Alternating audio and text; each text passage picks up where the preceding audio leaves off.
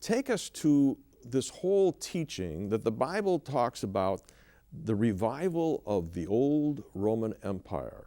What do those terms mean? Well, I want to start back with Jesus teaching the Olivet Discourse, the most profound prophetic message that was ever given in the world, and the master teacher, Jesus Christ. At the conclusion, he said something very interesting. Luke chapter 21, that record of the Olivet Discourse, and in verse 24, he was talking about Jerusalem, and he said, Jerusalem shall be trodden down of the Gentiles until the times of the Gentiles be fulfilled. Now that last phrase is a key phrase in all of Bible prophecy, the times of the Gentiles.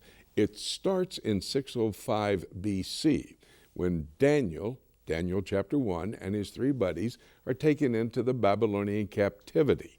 Then it extends all the way through until Jesus Christ comes back, and he's that stone that hits those 10 toes and the image of the man and burst it into pieces, as found there in the dream that Nebuchadnezzar had, which Daniel interpreted. You might remember the dream.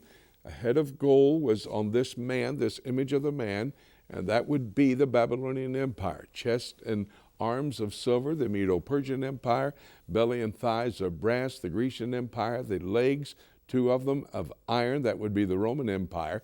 And then it had 10 toes of iron and clay. And a stone comes along, hits those 10 toes, bursts them into pieces, they fly away, and that stone becomes a mighty mountain. Of course, the stone is Jesus Christ. That mighty mountain is the kingdom. Now, about 50 years later, after Daniel interpreted Nebuchadnezzar's dream, he had a dream himself in chapter 7. And he talked about these same Gentile world powers. He used different characters, but it ends up with, in verse 7, talking about the Roman Empire in essence. And we know retrospectively, looking back through history, that indeed that fourth Gentile world power is the Roman Empire.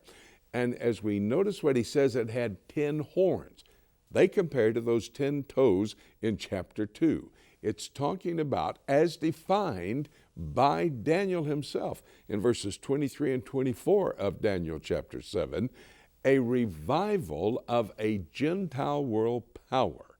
Now, remember, the Roman Empire did not control the entire world. It controlled the Mediterranean region at the time of Jesus Christ. In the future, and that's what the text tells us there in chapter 7, verses 23 and 24, it will control the world. And so we're going to have a revival of that old Roman Empire to come into place and take control of the whole world. There are a number of other verses in prophetic passages that help us to come to that understanding.